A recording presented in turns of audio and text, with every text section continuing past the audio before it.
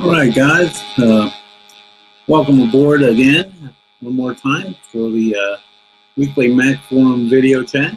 This time, we're all set to go for the, I believe it's August 9th edition of the Mac Forum chat. We hope that you enjoyed the previous week. And we've got a couple of things coming up. Not a huge amount of stuff this week. Haven't put a lot of time into researching this episode. Got a couple of projects on the back burner for a future episode. A couple of how-tos, tips, and tricks, and the like. But as usual, we'll have a couple of things coming up.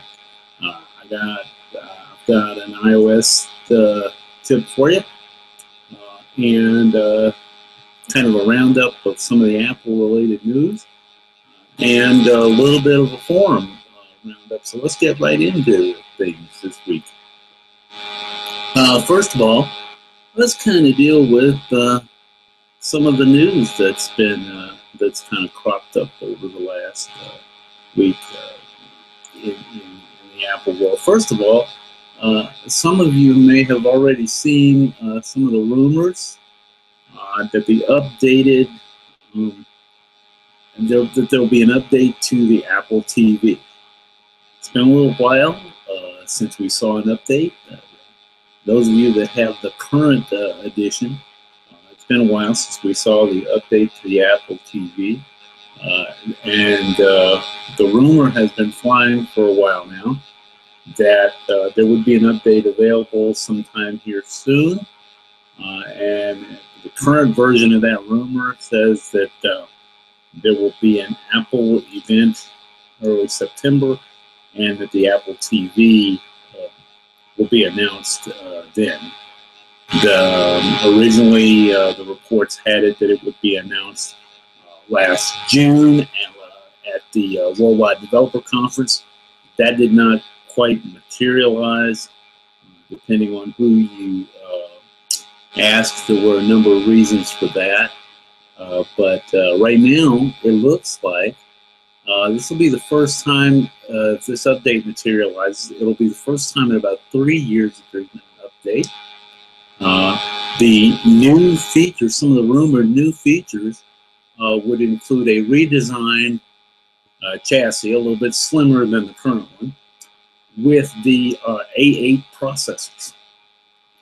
Those of you that are familiar with the iOS devices know that the A8 was not yet on the market when the current incarnation of the Apple II was released, and the Apple TV runs the same chipset as the other iOS devices. So it makes sense that, given the A8 is in the current incarnation of the iPhone and the iPad, it makes sense that they would have such a chip in any new release of the Apple TV.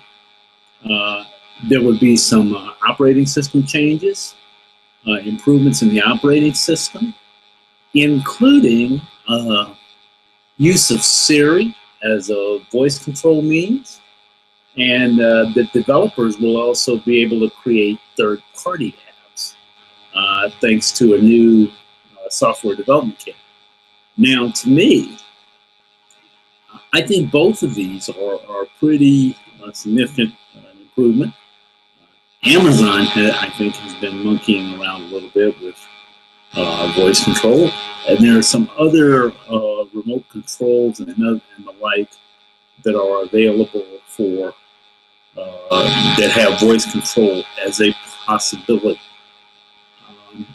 If they can make this work reliably, I think that could be a big improvement.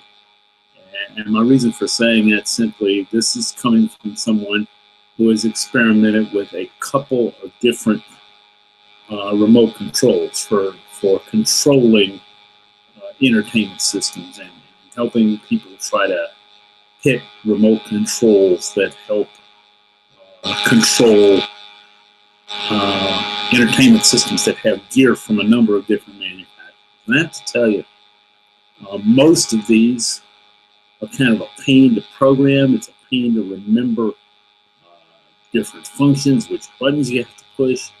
There are a number of things on the market that purport to make them easier. A lot of them I've not found to be as intuitive as you would like. And nothing, I think, assuming that it can recognize voice well,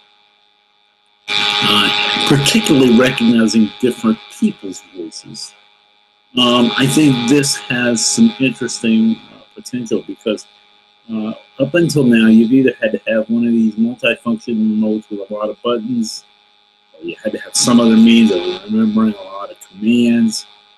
If it uses something like natural language, similar to what Siri uses, and can work reliably, that's going to be an interesting approach. I don't know if the changes will be enough. Let me put it this way. If you've got a first-generation Apple TV, the changes will probably be significant enough to make you want to go out and upgrade.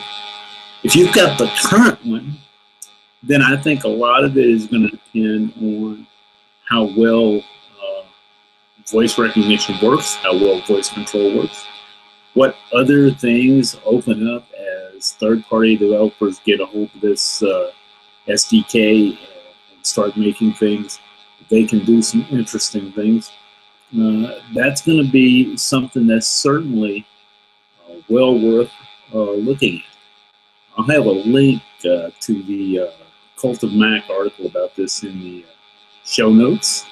And, you know, I was thinking, while I was over at Cult of Mac, I ran into something on there that was kind of interesting. Last week,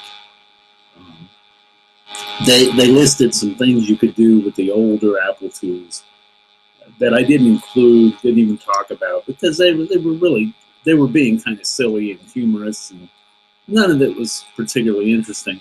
But this week, they took a completely different tack.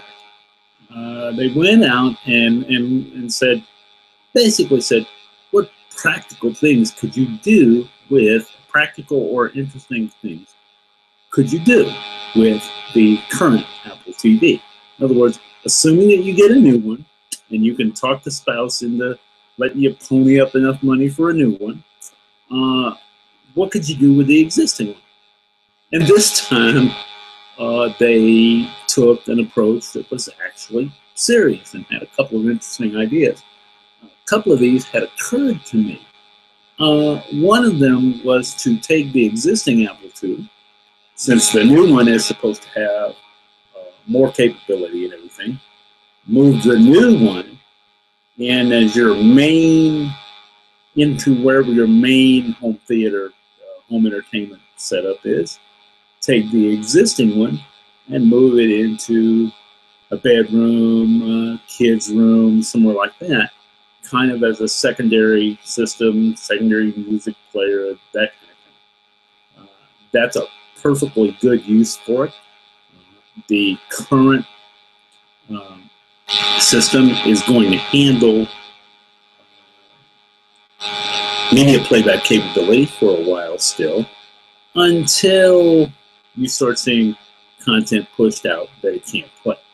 Right now, I mean, when the new one launches in September, October, whenever it becomes available, the existing one's still going to be good for a while to play back content. So put it in a second room, in a kid's room, or, you know, downstairs, and, you know,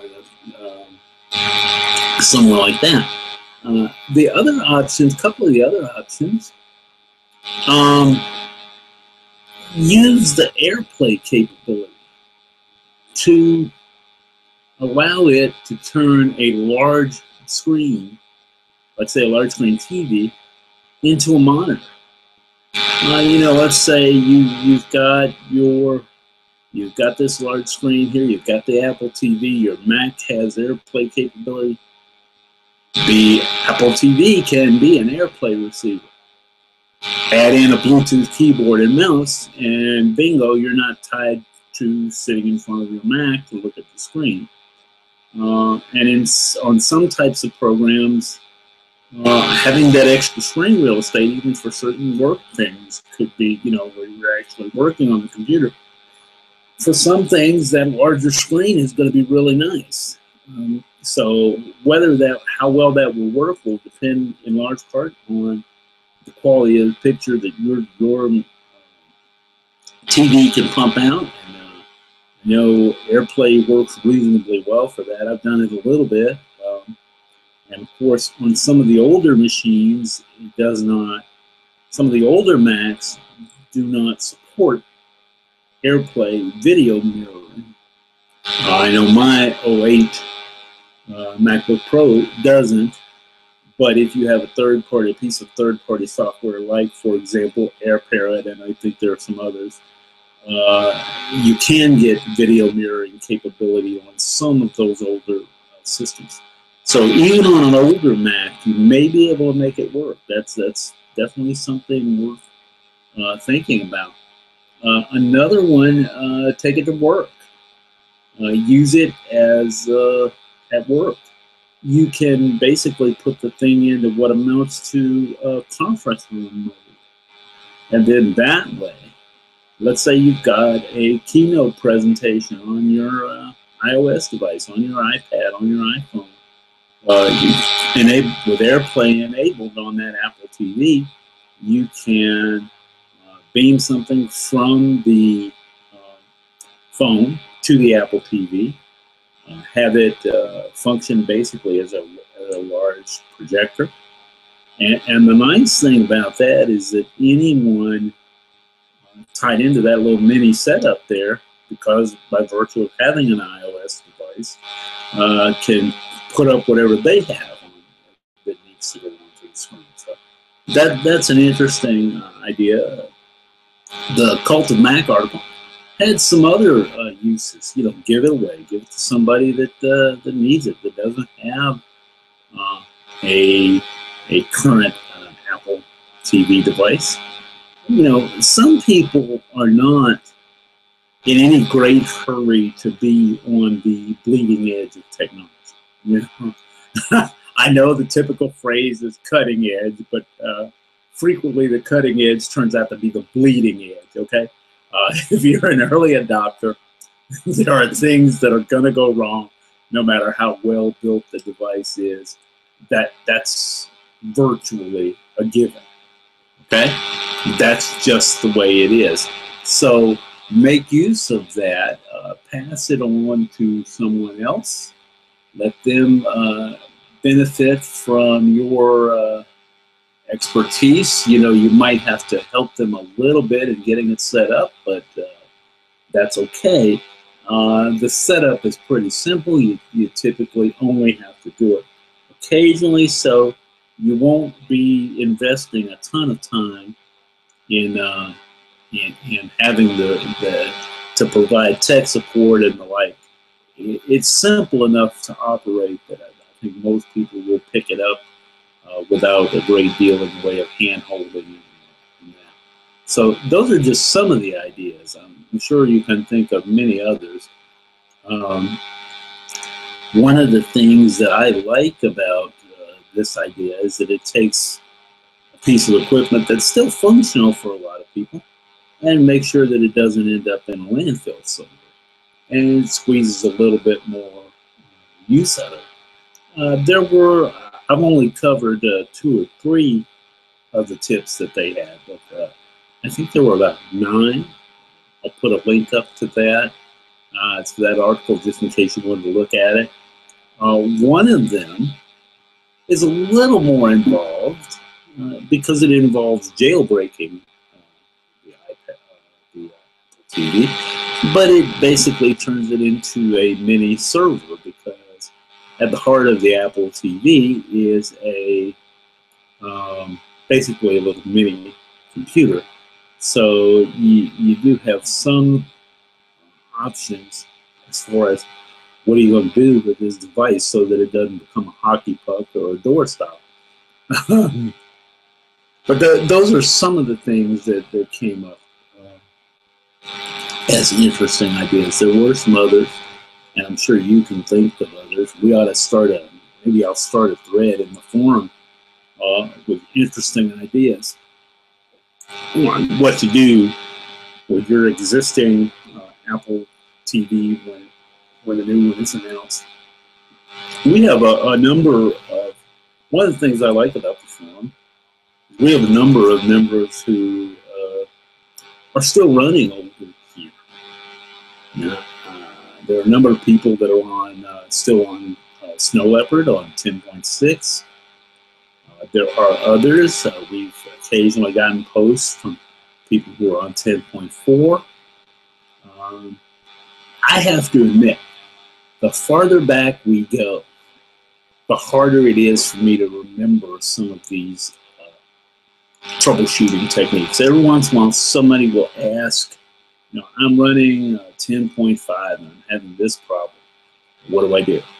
And yes, it's a problem I've seen before, but sometimes I have to go look up exactly how to fix that particular thing, because nothing that I own runs 10.5 anymore. The oldest operating system that I have around that I can easily boot into is 10.6. I've got 10.6.8 on an old hard drive, just kind of for emergencies and, you know, the occasional boot and troubleshooting. But I haven't. I booted into Snow Leopard about a week and a half ago for the first time in probably 3 years, 4 years. And even then, the last time I had done it, it was not because that was my primary operating system anymore. It was checking on a particular piece of software to see if it even ran anymore. Someone needed to know. I needed to test it, and that was just the easiest way to do it, rather than spending an obscene amount of time on the internet. I could simply boot into it, run the test, and be done with it. That's, you know, those are the kinds of things that we see people taking older equipment and putting it into practice. I ditched a couple of iBooks recently. We're talking clamshell iBooks here. They'll go back a few years because they had finally kind of given up the ghost. I'd had them sitting around thinking that I would kind of try to patch up whatever was wrong with them, and I finally just decided, nah, it's not worth it. Okay, not even as an experiment on repair. It just wasn't worth the time and energy that it was going to take. Kind of hated parting with the thing, though. Actually liked those machines. That's one of the problems. I tend to, when I get a new machine of any kind, much though I like, hey, now you hear the wife screaming in the background. Now we got to figure out what to do with the Newton. You know, I have this bad habit. When I get a hold of a piece of new technology, okay, I will keep it around and use it until it either A, croaks, or B, just absolutely doesn't do what I need to do anymore. And when it doesn't do what I need it to do anymore, it doesn't necessarily mean that I get rid of it. Because my brain says that might come in handy someday. I might need that, you know. And I've occasionally passed things on. When we had a Mac LC2, when we outgrew it, I passed it on to my brother, and he used it for a while before he kind of outgrew it.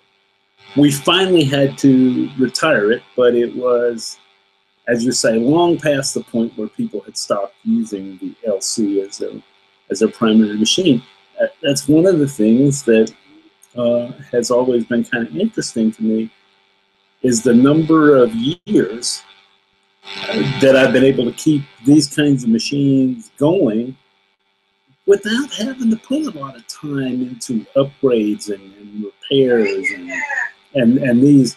I did do a Frankenmac once.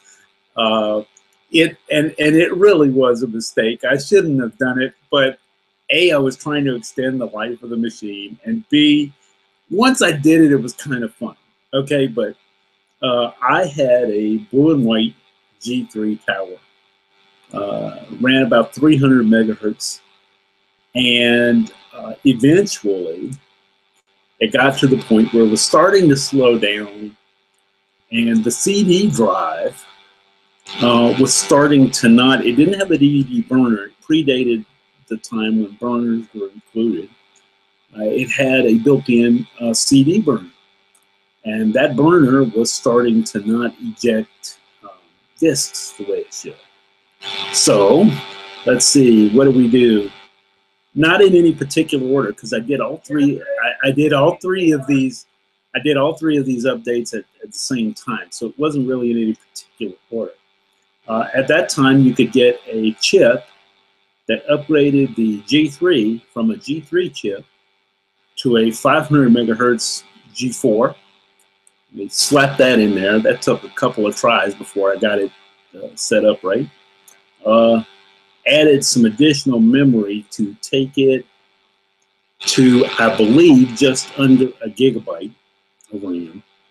Yes, I said under a gigabyte. And then I replaced the existing CD drive that was in there, the existing Apple CD drive, with the Pioneer 100 series drive that was a replacement for the Apple Super Drive. And it worked. I mean, all of it worked. My only regret is I did not see as big a performance improvement as I had hoped. I might have been a little bit better off sinking the money into a new machine. But it was kind of interesting to do. And it was an interesting challenge, making sure that you had the right parts, the right pieces. And 6-8 months later, it finally gave up the ghost after a number of years of solid use. And just, you know, because it was, when I say that a Mac is my primary machine, you can count on the fact that most days it's going to be on 4, 5, 6, 8 hours a day doing a variety of tasks.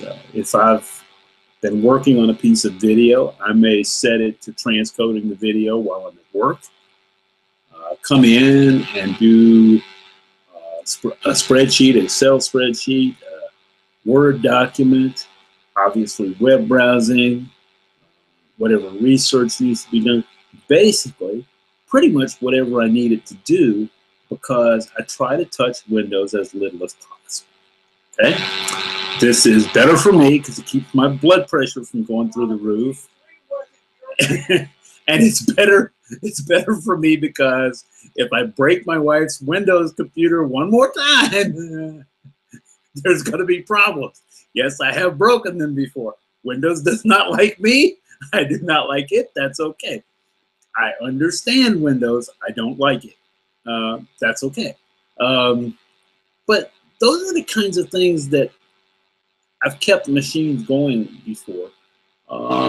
Usually the upgrades have been things like replacing a hard drive or adding additional memory, which of course is harder to do now because so many of the machines in the Mac line have RAM that is soldered onto the board, which means you cannot upgrade that memory. You need to get what you need from the start, because you can't just pull the machine apart and add a new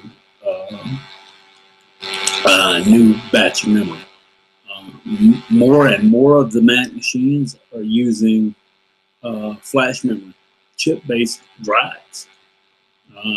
These kinds of drives are fast, okay? But what they frequently mean, once again, is you've got to get what you need, because you're not going to generally be able to upgrade those drives. So if you have a 500 gigabyte drive in there, that's what you got. You're going to have to move other things to external drives, cloud-based storage, whatever. That's going to be the kinds of things that you have to face. So It's not that these necessarily are bad choices, but it means you have to be a little more vigilant when you're making that initial decision, that initial purchase, to make sure that you get my personal theory about buying not just Macs, but really any computer or other hardware that requires a significant investment in cash.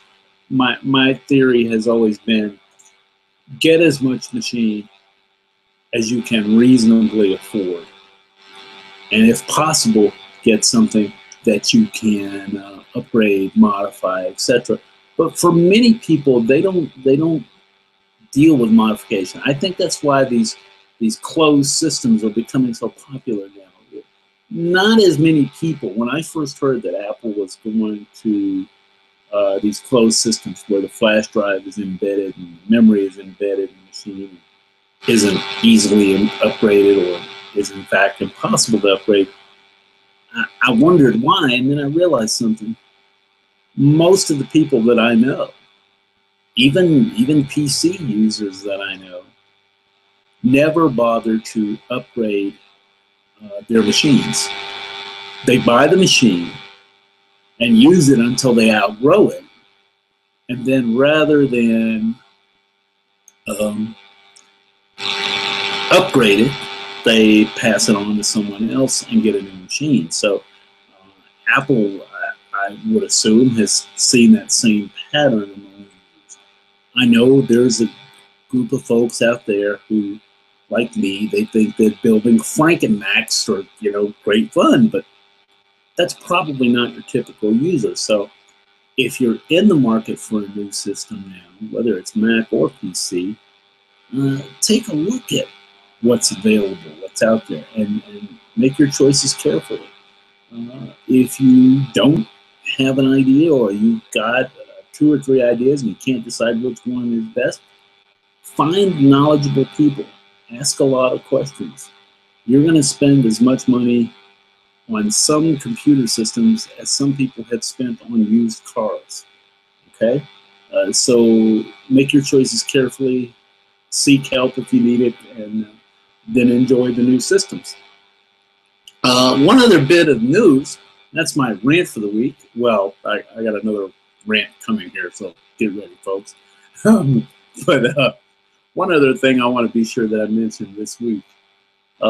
This is something that has caught on a little bit that I've kind of pay attention to. I really just started reading it this week since it's come up, but it's something. This has been brewing for a while in various places, and it's kind of come to a head in the UK right now. But you can see that this is going to be in other places as well, I think. Some of you may know, particularly our UK forum members may know, that at one point the UK High Court had indicated that users in the UK had the right to copy, to make backup copies essentially of copyrighted material. Well, obviously there were people within various industries, music and other entertainment industries in particular, that had a problem with that because obviously they're concerned about lost revenue due to these folks that mass copy things. So they had gone back into court, and what we're seeing now, this is something I read the original in Buster Hayne over at Cult of Mac. This is something that was published August 6th. Talked about a UK High Court decision that in this ruling, it makes it unlawful to create a copy of copyrighted material. So if you had a piece of copyrighted material, say a song, a movie, something of that nature, you could not make a copy of it. Now, previously, you've had that right to some extent in the UK. This changes that. It means that UK citizens could no longer create backups of their computer, because the way it's written, apparently, it refers even to backing up material. Obviously, backing up your own data would not violate copyright. But if you do, like a number of users, and create a clone of your system, or you use Time Machine and you back up your software and data, technically, you could have some issues there. Now, Buster Haynes' comments were based on an article that appeared in another publication. And what it is, what's up for grabs now, I think, okay, is that if you took this interpretation of the copyright law, the way it appears to be written right now, you would lose the ability to copy things like songs, computer programs, and the like. And I read, when I read Buster's article, I started kind of chasing down one of the articles that he referenced, and in that article, which appeared in, I want to say Torrent Freak. I could be wrong. I'll check on that and let you know for sure. They got in touch with the UK Intellectual Property Office and noticed, they started asking some questions about what the decision meant. Okay, and so a lot of the previous limitations about not being able to copy material have been reinstated. Okay, and so such that it was now unlawful to make private copies of copyrighted works that you own without permission from the copy holder. And this I'm quoting from the Torrent Freak article. This includes format shifting from one medium to another. That came from the Intellectual Property Office. Now, they specifically, the IPO, Intellectual Property Office, specifically noted that copying a CD to an MP3 player is not permitted. Okay, so using that iTunes feature, that CD ripping feature, might be considered a violation of the copyright. Even more than that, it's not just CDs. Theoretically, it could include making a backup of your computer because you are copying the applications. And you would have to have, in order to be able to copy that under this interpretation of the copyright law, you would have to have permission from the copyright holder.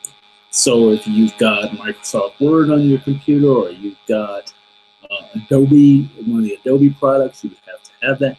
Now, most people, I think, are willing to concede that the odds of some of these companies going after individual users, okay, are pretty slim. Clearly, they are targeting people who mass copy, okay? But as it's written right now, and you're seeing more than one person's interpretation go this way. Strictly speaking, this is a quote from the Torrent Freak article. Strictly speaking, this means that UK citizens are not allowed to make a backup of their computer. After all, pretty much every computer contains copyrighted media. Okay? Now, that's not to say that they would actually go through with this, that these businesses and other things would actually go through with it, but copyright holders would have the right to do so, the way the law is written, by a kind of a any reasonably broad interpretation of the law. Whether they would do it or not is a whole different issue. They could. I think this, now, that's the article as it stands. Here's the rant, okay? My personal rant. I get that copyright holders, intellectual property rights holders, have to uh, recoup their losses and are entitled to make a reasonable sum for their work. And I have to tell you, having put some time and energy into creating a few things on the computer, none of which was sold, it was a great deal of hair pulling and screaming and that kind of grief. Okay, so I get the need to make money off of it. But what you have here, I think, is something that is broad enough that, for one thing, people are probably going to continue to ignore it. Not that I'm advising you to do that, but I think what's going to happen is at some point somebody's going to realize that there needs to be a little bit better balance here. I'm not sure how you enforce this. If somebody doesn't have the right to copy what's on their computer, I don't know how you enforce that reasonably. I think we haven't seen the last of this. And I don't think it's just going to affect the UK. The DMCA here in the United States is similar in many ways. So I think we're going to see in other countries similar things are going to be hashed out. What right does the buyer have in terms of making a copy, making a backup, even if that copy is strictly used for private use purposes? In other words, I'm not talking about the user that is mass producing copies. I'm talking about the person that has a song and they've got the copy on multiple devices. Okay, and I mean for their own use. I'm not talking about they gave it to their nephew and they gave it to their aunt and the 14 cousins that they only see at Thanksgiving. What I'm saying is we are in an age when most people have multiple devices. And so depending upon the restriction that copyright holder wants to place on things, theoretically you would have to have a separate purchased copy for each device that you want to put it on. Okay, that's in theory. That's what some copyright holders would have the right to ask. In other words, if you have 5 devices and you want it on all 5, you've got to pay for 5 copies. Would they do that? I don't think so, but there have been situations in the past where that's what's been done. I look at some software programs. You had to have a separate license for each machine that was going to be used. Some companies made you pay full price for each license. Most gave you a little bit of a break on the 2nd, 3rd, 4th, 5th license. Some said that the license applied to any computer that you reasonably had control over in your household. So you could buy something, use it on any computer in your household, but then you couldn't like give it to your nephew who lives 100 miles away. You know, that kind of thing. So I think a lot of this is still up in the air. We haven't seen the end of it. I'm hoping that what this does, both in the UK and elsewhere, is spur people to have what this ruling will do is spur people to have a serious discussion about what is a balanced means of approaching this. How do we take reasonable behavior by users and not turn them into outlaws? Okay, that's the question, and I'm sure there's going to be a lot of differing opinions about what the best way is to do that, how to recover any lost revenue, etc. And this was not really an issue to this extent until the digital age. I mean, for example, I'm old enough to remember long playing albums and 45 RPM records.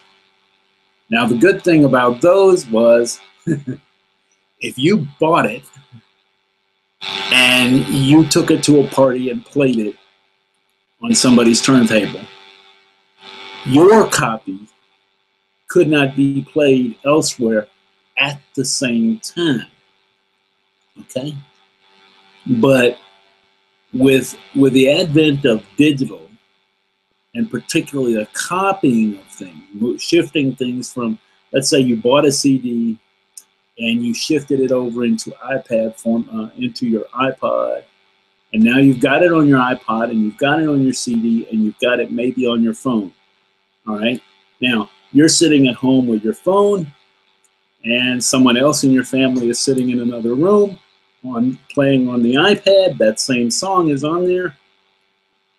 Theoretically, it could be being played in both places at the same time, or in two completely different places, which is the part that I think the content providers have had issue with, because in the past, when you wanted it played in two places at the same time, you had to have more than one copy, more than one physical copy.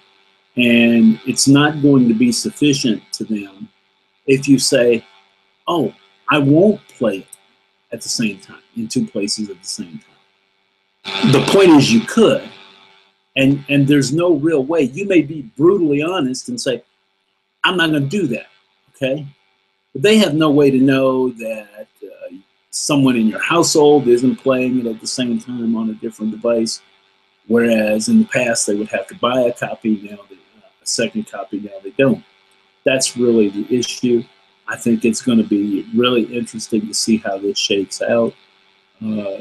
Consumers are not going to be thrilled, obviously. Content providers were not thrilled with the previous ruling that said they had that users had the right to copy things. And the point here with the change in the law, or in the interpretation of the law, the point is not that they would go after somebody for violating this.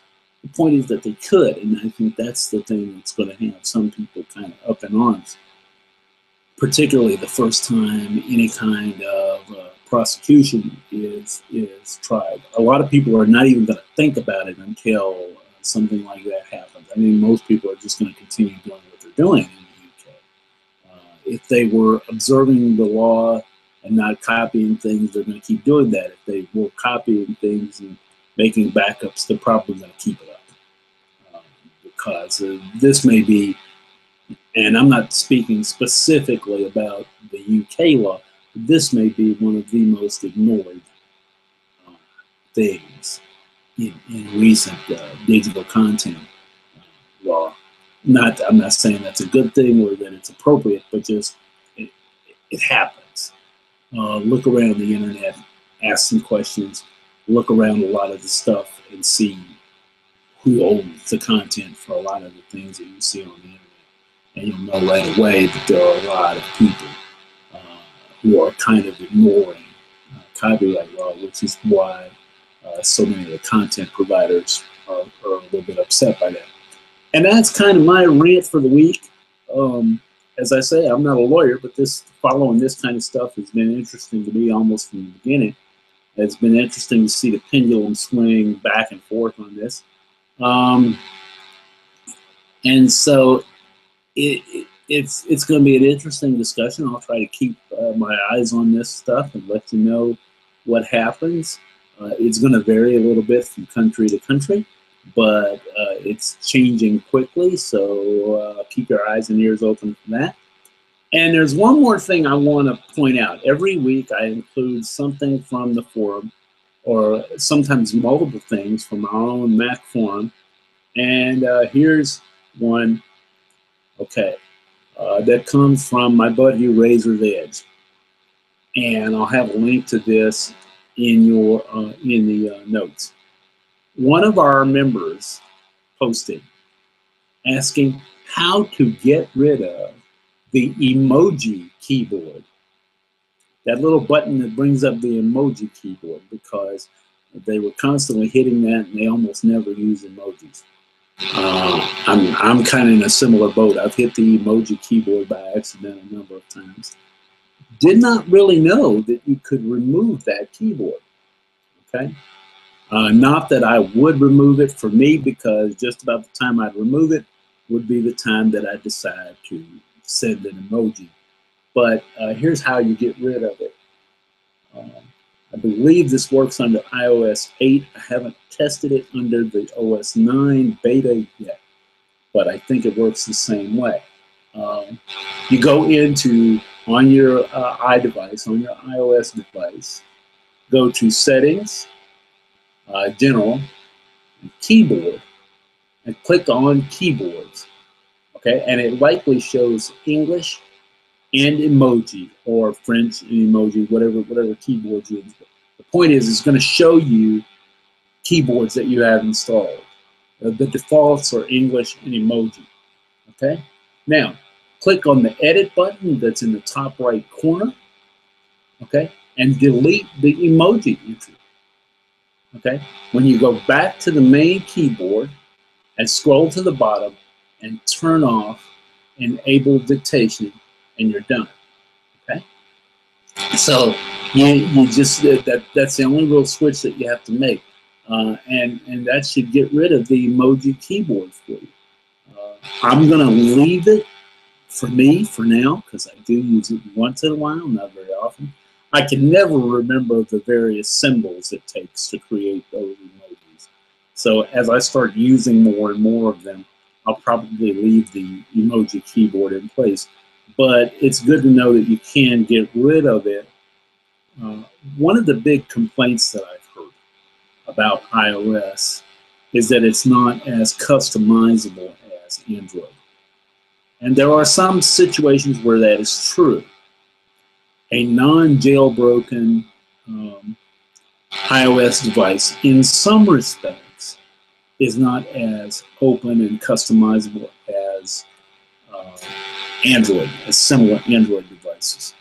But the iOS system is a lot more customizable than a lot of people realize. And that's just one more example. I may try to do an entire show here soon on tips and tweaks that a lot of people don't realize are there when it comes to iOS devices. But that's going to just about do it for this week, folks. The rant took a little bit longer than I anticipated. I hope you don't mind. That's going to just about take care of the tips for this week. Next week, I'll probably have a few more things for you for iOS devices. I've kind of been spending more time looking up tips for iOS devices recently than the Mac tips, but we're going to try to get back into the usual format of having one or two iOS tips, one or two OS X tips, and go forward from there. We're probably, as far as I can tell, we're probably getting pretty close to the El Capitan release date. The beta's been pretty good for me, with the minor exception that I mentioned last week, which was partially my fault. Apologies to the gang in Cupertino. But anyway, I think we're probably getting pretty close on that. I don't have any inside information. That's just a guess on my part. As that becomes available, we'll shift some of our tips and tricks to the El Capitan beta, or to El Capitan and to iOS 9 as it becomes available and more people use it. So keep your eyes and ears open for that. I hope you've enjoyed this week Mac Forum video chat, and I've enjoyed bringing it to you. And until then, I will see you in the forum, and we'll be back again next Sunday.